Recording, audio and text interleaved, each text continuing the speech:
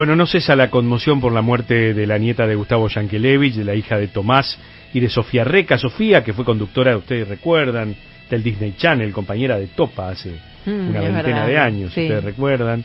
Y una nueva tragedia que enluta a la familia Yankelevich y que impacta dentro del ambiente artístico y de la población en general, ¿no? A ver, está la psicóloga Débora Pedace, que está en línea con nosotros. Licenciada, ¿cómo le va? Soy Mariano Yese. Hola, ¿cómo andan? Buenas tardes. Bueno, a ver si nos ayuda un poquito a asumir esto, ¿no? Son noticias difíciles que a veces nos trasciende nuestra faz profesional, ¿no? Creo que sí, creo que la muerte de un niño rompe el orden natural de la vida. O sea, porque uno espera que los padres partan antes que los hijos, que los abuelos antes que los nietos. Y cuando ocurre lo contrario o algo distinto, como la muerte de una nena de 7 años, te genera una sensación de injusticia, de incomprensión. Hay preguntas sin respuestas, hay sentimientos intensos de culpa. Es como un duelo distinto a un duelo normal, a un duelo por una persona que transcurre una enfermedad, a un duelo de las generaciones no más arriba de nosotros. Es algo muy duro que no hay manera de poder explicarlo. ¿Y tiene un tiempo ese duelo? ¿O es un dolor eterno? ¿Cómo es? Exacto. Ese tipo de duelos es único por su intensidad y por su duración. Y no hay tiempos normales, entre comillas, ¿no?, para superarlo. Porque la herida puede acompañar toda la vida. Sí se puede elaborar, obviamente, y resignificarla, pero no te puedo decir tiempos como en un duelo normal que si cursa más tiempo o tiene determinadas características pasa a ser patológico. En los casos cuando fallecen menores o cuando fallecen hijos, que es lo único donde no hay nombre, porque uno cuando no muere sus padres uno es huérfano, o sea, cuando muere la pareja es viudo, y para la muerte de un hijo no hay nombre por el dolor desgarrador que genera.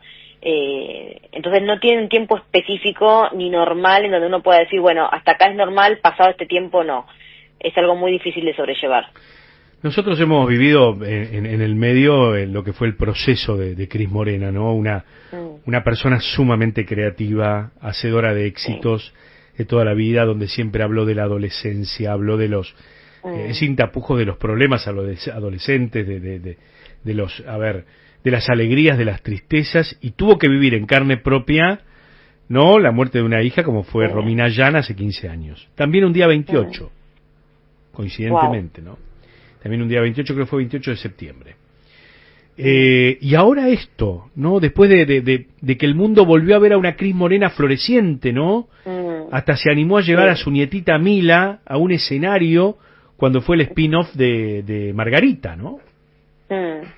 Sí.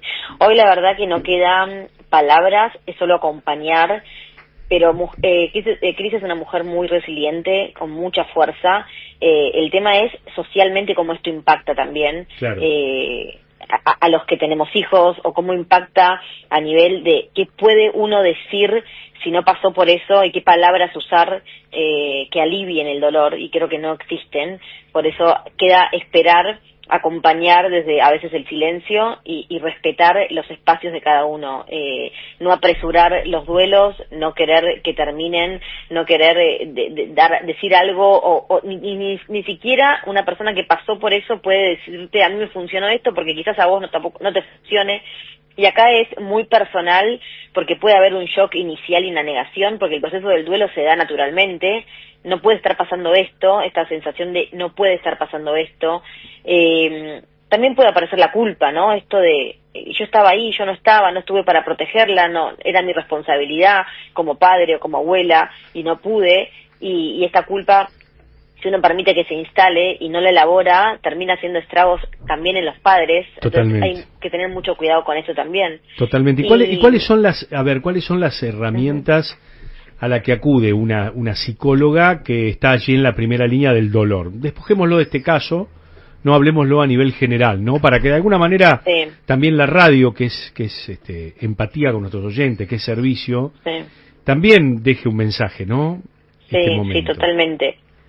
Siempre tengan en cuenta que cuando hablamos de este tipo de duelo es más intenso y más profundo, y los tiempos no son los mismos que en un duelo normal, pero las etapas del duelo se cursan normalmente, que son el shock, no la culpa, la tristeza o depresión, entonces la negación y después, bueno, la elaboración. Pero pero es importante cómo acompañar en este proceso. Primero, validar las emociones, o sea, no minimizar lo que uno siente, no decir, ya va a pasar, o ya te vas a sentir mejor, sino, bueno, estoy acá con vos, cuando quieras hablar hablamos, ¿no? El validar esa emoción permite al otro que pueda expresarla y que sienta que esa expresión vale la pena.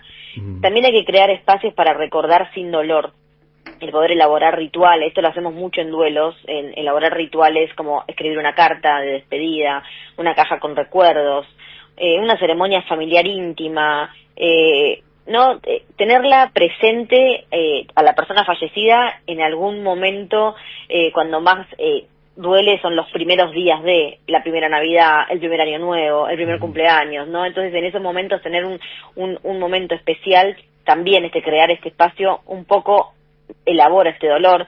Es importante evitar, o que a las personas que acompañan eviten los clichés como estar en un lugar mejor, todo pasa por algo, ¿no? Porque en ese momento, si la persona está atravesando un dolor, puede sonar agresivo, ¿no? Totalmente.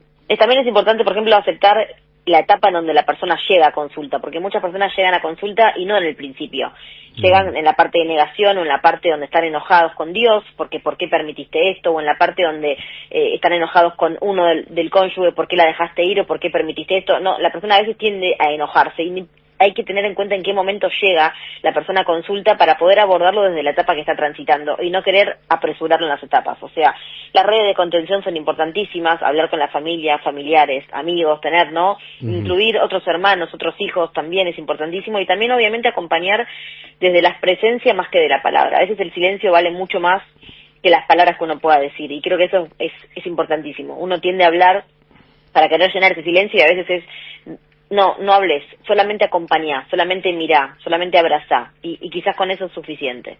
Es muy interesante lo que nos está contando la licenciada Débora Pedace, que es psicóloga, y nos está ayudando en esta primera parte del programa a entender esta que es la noticia, ¿no? Que nos ha impactado a todos, fundamentalmente a quienes de alguna manera integramos los medios, ¿no? Una familia muy arraigada con la radio, con la televisión, que ya tenía el antecedente de Romina y ahora Mila, ¿no? La hijita de Tomás.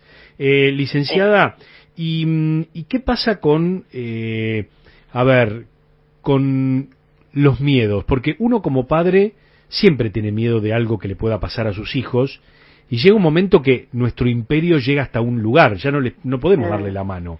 Llega un momento que ya quienes tienen que abrazar a tus hijos son personas extrañas, docentes, en este caso estaban en una colonia de vacaciones.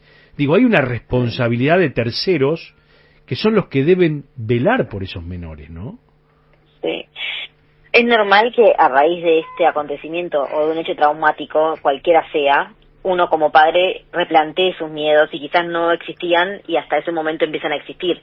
Acá el tema es poder darse cuenta y poder calcular dos palabras que para mí son claves para diferenciar lo normal de lo patológico, que son la intensidad y la duración. Si uno como padre, a raíz de este hecho, o de cualquier hecho, ¿no? Con un hijo traumático, una cirugía de alto riesgo, una enfermedad, que después salen bien, pero uno queda como un poco traumatizado por el dolor que atravesó.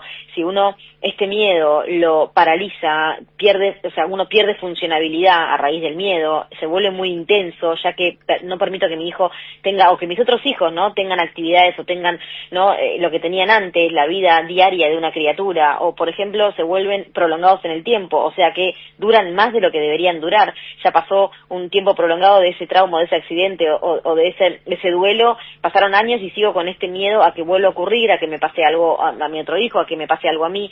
Eso tiene que elaborarse, porque por un momento es normal, porque el miedo es una alarma, el miedo te permite como defenderte frente a algo, es funcional hasta que se convierte en algo crónico que impide que estos padres se desenvuelvan de forma natural y que tengan funcionabilidad como antes tenían. Licenciada Pedace, gracias por este contacto con nosotros. No, por favor. Otro día, si quiere, charlamos de los vínculos y demás. Que sí, obvio, cuando ustedes quieran. Gracias. Gracias. La psicóloga Débora Pedace ayudándonos a entender esta noticia que realmente nos impacta.